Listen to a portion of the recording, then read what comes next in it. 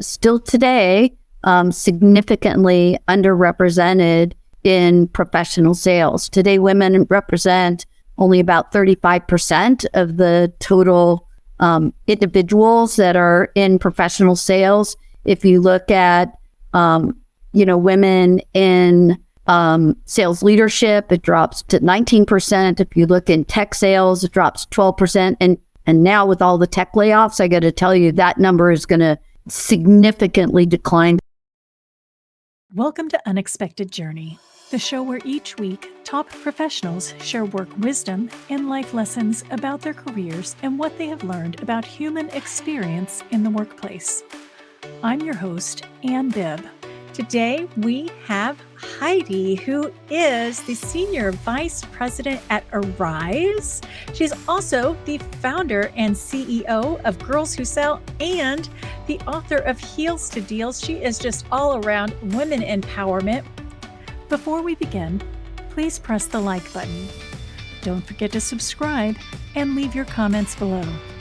Now let's get started. Welcome back to Unexpected Journey and Happy International Women's Day, and welcome, Heidi. Thank you so much. And to the audience, woohoo, happy International Women's Day. Heidi, you have been an inspiration to so many women in the BPO industry. You've been in this industry for just a minute, just a hot minute. Yeah. Showing my age. I think I'm going on just over 35 years, actually. So seen a lot of change. You've seen a lot of change. And not just in the BPO industry, but in sales in the BPO industry. 100%. Which is not the easiest department to be in. Why? Why? Why do what I do? Yeah, I mean, there's been a real evolution. I mean, it still continues, particularly in the sales area, to be male dominated. But rewind 35 years ago, I was definitely quite frequently the only woman in the room. From my perspective, though, is that when you're the only woman in the room, guess what? You're the only woman in the room. And to me, that was always my competitive differentiator, was to actually leverage my femininity and, to use that as a competitive advantage. Why I'm in sales? Well, there's a lot of reasons. One, I love my job. I absolutely love working with the amazing clients and prospects that I get to work with. I really enjoy analyzing business challenges and coming up with solutions to those challenges.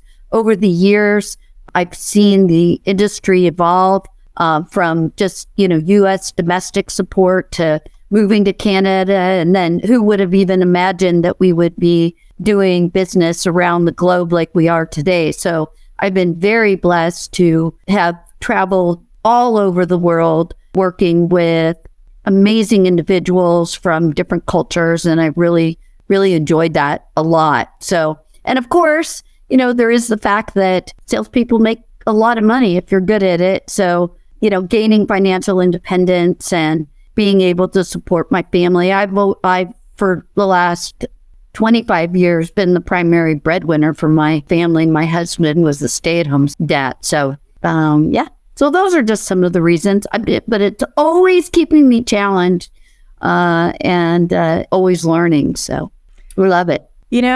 That's something you and I have in common, is that we've both been the primary breadwinner. Our husbands were stay-at-home dads. And it's interesting how this industry has allowed us to be able to do that. Yeah, I think there is a lot of flexibility, particularly when you're in sales, right? I think operations, you're tethered more, particularly if you're in a brick and mortar center, to more of a single location. Mm-hmm. But in sales, I'm, traveling all over. I'm going, at least pre-pandemic, going, and doing site visits at individual locations, or, going to client locations and having meetings. But what I love about Arise and sort of what they've done over the last 28 years is they have the vision that the gig economy is really the future of work. The foundation of the organization was built on remote and virtual support. And back 28 years ago, imagine that. That was incredibly visionary, and with, a core pillar of, diversity, equity, and inclusion. So, I think it's interesting to see the evolution of the BPO industry over the last 35 years. But I do believe that, and I'll just do the pitch, that GigCX is really the future of BPO. We're not tethered by brick and mortar, anymore. We're just not. And I think the world is our oyster, right? Like we have no boundaries, so that we can go and hire the best talent wherever the best talent is. And people love it. You've said something a few times that I want to get a little clarity on, and that is women-owned businesses, helping them start businesses. But Arise is a business.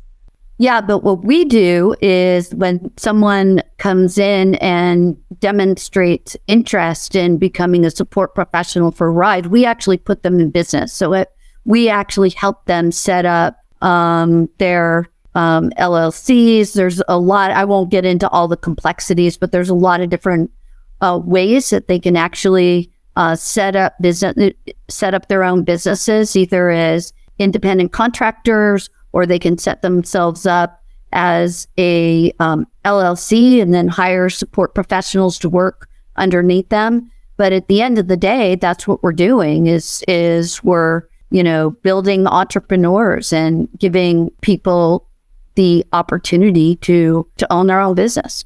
I was about to say, you're helping people become entrepreneurs. That's right.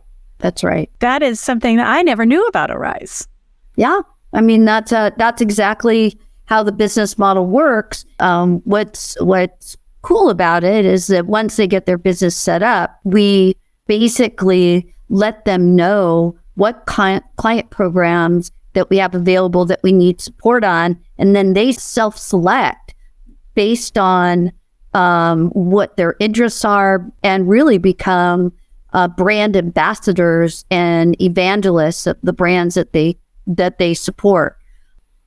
Help me understand just a little bit more. If I am an individual who wants to start my own business, and even going a little bit further, I've got 3 kids. They've been unemployed since the pandemic. I know that they could help, maybe work at home because they boomeranged back. So essentially, I could potentially have a 4-person company right here. Right off the bat. Off the bat. We would set you up, So what happens? For somebody who's watching this episode right now, what happens? I, as that individual, go to arise.com. Right. And then what happens? And then there's a whole process that you go through, but essentially the bottom line is that we help you through setting up your business. In that case, you would have 3 employees, your kids that would work for you. We would say, all right, and there's a series of gates that you need to go through, which, to get there. But once you get through all of that, we say, okay, here are, 5 or 10 programs that we happen to be sourcing for right now. Which program would you be interested in? You go through and you're like, oh man, I really love Home Depot, right? Like I shop there all the time. It's one of my favorite places. I would love, to support, Home Depot as an example. Then you absolutely select Home Depot. We go through a series of qualifications, and then we execute a statement of work for you or your employees to provide support for Home Depot. Then what happens is we align 100% of our business model and our staffing with our client's call distribution curve. And we are unique versus a brick and mortar company because a brick and mortar company will do block shifts, right? You may work. Oh, yeah. 8 to 5, Monday through Friday, right? Monday through Friday. They may stagger some shifts, but there are times throughout the day, because volumes fluctuate on an interval basis, where there's a huge amount of inefficiency built into the operation. Well, we don't manage our business that way. You're really good at seasonal. Well, we're good at products. Yeah, I mean, we're good at seasonal, but we're good at businesses that do have a lot of monthly or intraday volume volatility, right? So you come in and we say, all right, we actually ship bid on half-hour interval basis. So our platform, we open that up to all of the individuals that have statement of work with a particular account. And then you go in and you pick your hours by half-hour level. So if you want to work from, 6 to 8, and then you want to, do breakfast with your children and then see them off to school, and then go to the gym, and then come back and you have noon to 3, and you want to work, then you do ship bid on that. And then your kids come home from school and you want to help them with their homework. And then, you want to hang out with your husband while he's making dinner. And then you want to, hang out with the family until the kids go to bed. And then you want to work from, 9 to midnight. Guess what? No problem. That sounds almost too good to be true. For me, somebody that likes that flexibility of being able to work when I want to work and not work when I don't want to work.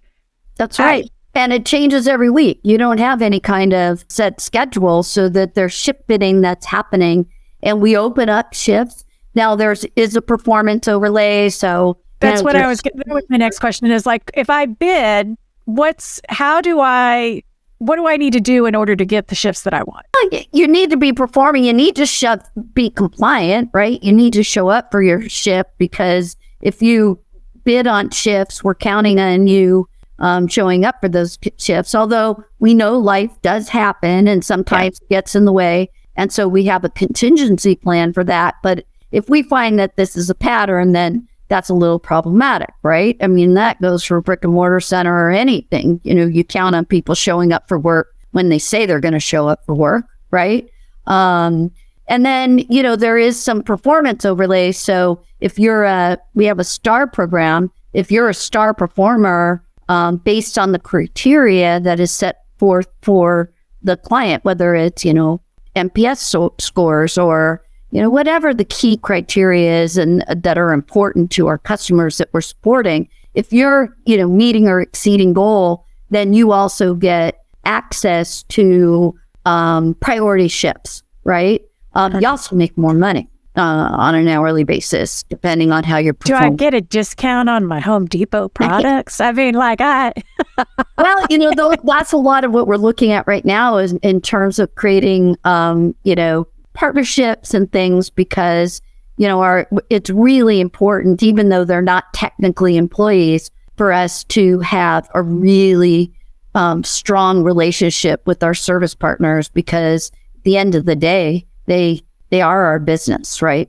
Absolutely. We need them to be able to support our customers. So what about if am I tied? And I love that we're just continuing to use Home Depot. Hi, Home Depot. We love you. I hope I don't get in trouble for that. I am a huge fan of Home Depot, by the way. So, my husband lives there. I think I even have a selfie of us at Home Depot on our Instagram. It's everything. We bleed orange at Rise. So that said, what if can I work on more than one program? Or am I just tethered to Home Depot? Can I also work at, I don't know, Walmart or Amazon, or I'm just whatever picking client. Places that I go to on a regular basis? Yeah. I mean, unless a client has a very, specific requirement that you need to be dedicated to a certain program, you can work multiple statements of work. What you won't do, it's not a shared operator type of environment where you're handling a call for one client and the next call another client, right? You are dedicated to that account. And you have to be able to, pass certification and meet performance objectives. So it's up to you if you think you can. But a lot of times our service partners are like, I just love working for this account. I just want to be completely dedicated, and that's good. But we don't limit it. The other thing that we do is, as you mentioned, we're, seasonal support. We do quite a lot of seasonal support. So for our, travel and hospitality clients, obviously there's, during, summer peak and holidays, right? If you look at our tax client, obviously tax season is a huge jump. If you look at our retail customers, obviously holidays, from Black Friday, maybe even sooner, but through the holidays and we're really good at that. We have the ability to be able to flex, to provide that kind of support, because we're not only 100% gig, but we're 100% part-time model. Yeah. But what that gives us the ability to do is really flex on an intraday basis, up to close to 200%. You can't deliver that kind of flexibility in a brick and mortar type center. They may work, a tax client just during tax season, and then we transition them because they fit the profile, of the type of person that we want on the phone, to work a travel client, over the holidays, because that tax client's ramping down, but travel's ramping up. And then, by the way, when travel starts to ramp down, they can move to a retail client. So we have that kind of flexibility to be able to move them around and do some cross-seasonal support as well. So let's talk about Girls Who Sell. There was a reason that you were selected to be here today, specifically on International Women's Day. And that is specifically because you're such an advocate for women in the BD industry, women in the BPO industry. And tell us about Girls Who Sell. Yeah, so Girls Who Sell is my passion project, but it was born out of a really, really hard time in my life, actually. In 2019, both my parents passed away within 10 days of each other after 64 years of marriage. And it was a really, really difficult time for me. And out of that, though, came a sort of rebirth in that I also turned 60 that same year. And it really caused me to take pause and to take a look at my life and think about, what did I want my legacy to be? What kind of impact did I want to have in the world? And I knew that in the BPO and CX industry, that I felt as though I had a big impact, not only positive impact, not only working to help clients and prospects, but in closing business and creating job opportunities for people all over the world. Which, when you think about what we do is in brain surgery, but when you think about the amount of business, billions of dollars of business that I've closed over the 35 years that I've been, and the thousands and thousands of jobs all over the world that we've created out of closing that business, and the downstream effect of that, I was like, okay, that's good.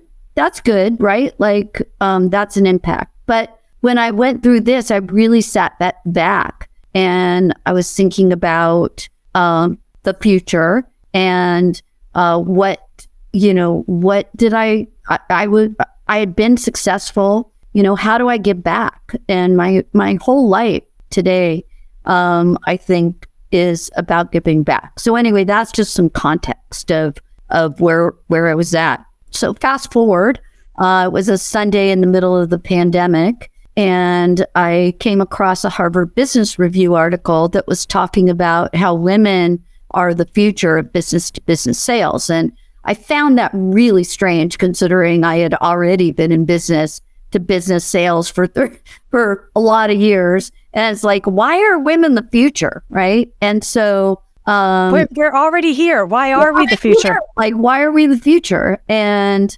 then I started doing some research and realized that that women were still today significantly underrepresented in professional sales. Today, women represent only about 35% of the total individuals that are in professional sales. If you look at, women in sales leadership, it drops to 19%. If you look in tech sales, it drops 12%.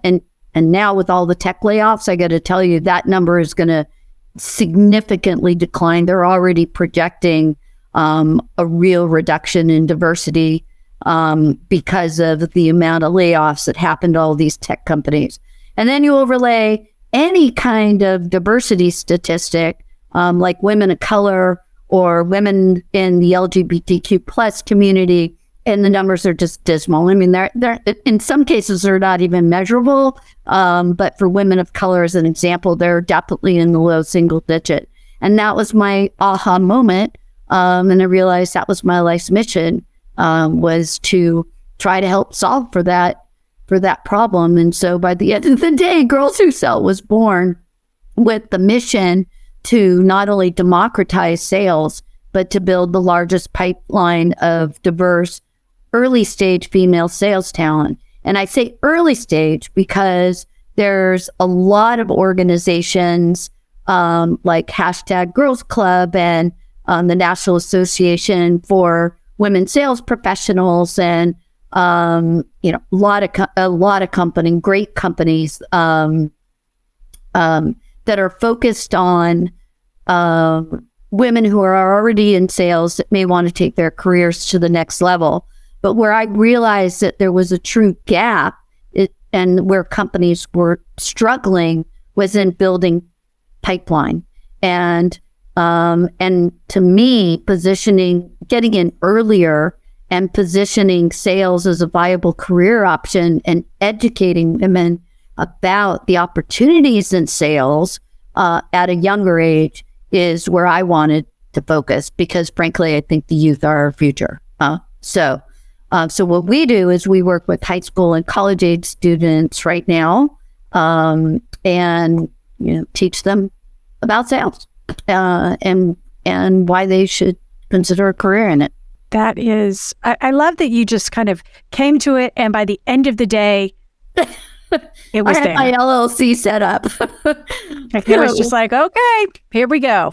This was it, right? And then it was like, okay, where do I go from here? So we created Girls Who Sell Academy. I put together a phenomenal board of directors and advisors who have been, who have helped me and been really passionate. We're still in the early stages. The business is only 2 years old, but we're already having a big impact. We've had over 100 students go through our academy. A lot of the women who did go through our academy now have sales jobs, right? They're SDRs, they're BDMs, they've had internships. So I love the fact that we're having impact. And the other thing that we're doing is not only offering the course directly, but the program that we do is 100% subsidized by corporate sponsorship. So there's no cost. We provide scholarships so individuals either apply for scholarships and get accepted into the program, or we partner with universities to bring the curriculum and content to their school, because there's so many universities, colleges and universities, and especially high schools, that don't have any kind of formal sales program, or even if they do, this is something that could potentially augment what they're already doing. So we're doing that, and that might take us to why Heels to Deals and how women are dominating in business-to-business sales. So really quick, before we go into Heels to Deals, if somebody as an individual wants to go through Girls Who Sell, do they just go to the website? And is it something they have to apply for? Or how do they go through and actually go through this process? Yeah, so we'll be opening up our next cohort coming up soon, but they can go to www.GirlzWhoSell.com, and it's girls with the Z, GIRLZ. Look at that below. GirlzWhoSell.com. And they'll see a pop-up. It'll say, talk about the cohort, and they can go ahead and apply. They fill out the application. I actually still today am personally interviewing and having conversations with everyone, and they get accepted, and we offer the scholarship. And and so that. Oh, that's a great segue into the book that you have just written. And I would love to hear more about that. Now, when is that just recently came out, correct? Actually, today is our 1-year anniversary of the official release of Heels to Deals. So it was... a year. Yeah, so it was released on International Women's Day last year. I did not, quote, write the book. I sort of edited, but facilitated and brought everyone together in the book. And let me explain that. So, one of the components or part of the Girls Who Sell mission is to increase diversity in sales. Because even if you look at the 35% of women who are in professional sales today, it's still predominantly white women.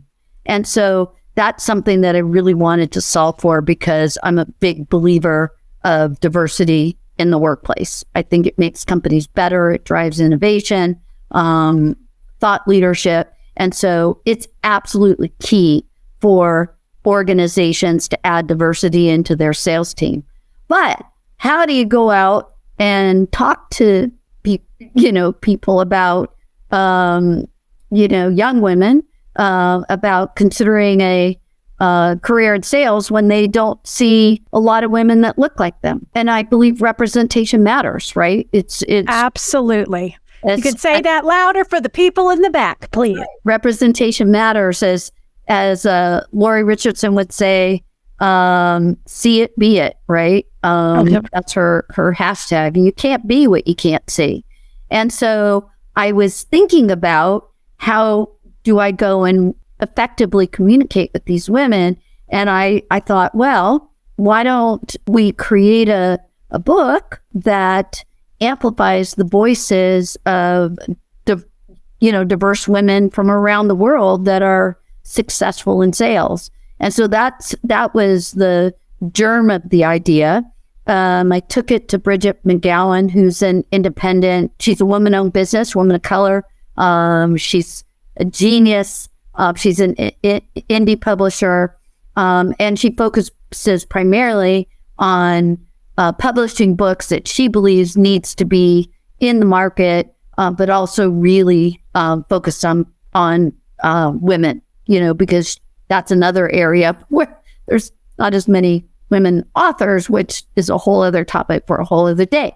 But I approached her with the idea, and because I had worked on another book project with her, and I said, hey, what do you think about this? And she's, oh my God, that's brilliant. And so I was really intentional. I did all of the research. I was on LinkedIn. I looked at who the top voices were, who were the women that were, really thought leaders in the business, who were successful professionals across a very wide, diverse, group of women from all different backgrounds and all different stages of their careers, and hand selected basically 33 women and had them share their stories about, how they got into sales and some of the challenges and some of their successes and what kind of guidance. And what started out as providing this sort of vehicle for them to share their stories became so much more. First of all, we created this incredible community of women who some knew each other, some didn't, but now we just are like sisters because we all support each other in our professional journey now. So that was kind of a unplanned, unexpected benefit of bringing these women together. But the other thing is that the stories, like one of the things I was concerned about is if you go and ask, all these women about their stories about getting into sales, are you just going to get 33 of pretty much the same story? And to just see some of the, women who, got into sales to basically, for lack of a better word, sort of escape or generational poverty, or, women who were, got pregnant in high school and had to, support, figure out, and had a child and had to figure out how to support that child in themselves, right? Escaped abusive relationships, story after story. So when you read the book, it's not only incredible guidance and advice, but the stories are just like amazing. Amazing. Yeah, it was really a cool project. The thing is we only were able to do 33 women. So everybody's coming to me now and saying, well, when does, number 2 come out? Because that's only a handful of the absolutely incredible women are out there. So I wish I could have highlighted everybody. So who knows? Maybe there'll be a Girls Who Sell too. Maybe that's your 2024 Women's Day launch. You never know. Never know. Today, just one more thing, and I know we probably should end it on that, but the International Women's Day theme today is embrace equity. And so that message, it's hashtag embrace equity. So I do believe and I'm super passionate about negotiating for equity in the workplace. I think it's absolutely critical for the future of work. 100%. And I'm so glad we're going to be putting that in everything we do today. So yes. I'm so glad you pointed that out. Heidi, why would anyone be reaching out to you, and how would they reach out to you? Probably 3 different reasons they might reach out to me. One, because they were so intrigued with what they learned about Arise Virtual Solutions that they would want us as their business partner for CX and BPO support. So that would be one reason. The other is if they're interested in learning more, becoming a sponsor of Girls Who Sell, corporate sponsor, or integrating our curriculum into their university or whatever, they should reach out to me through LinkedIn, both places. That's probably the best way to reach me to learn more about Girls Who Sell. And then I am all about supporting and mentoring and sponsoring other women. So if it's not those 2 things and you just want to chat or you need some support or guidance or advice, feel free to reach out. So is LinkedIn the best place to reach you? 100%. Absolutely. We'll have that LinkedIn below. Just reach out and connect. I'll definitely connect with you.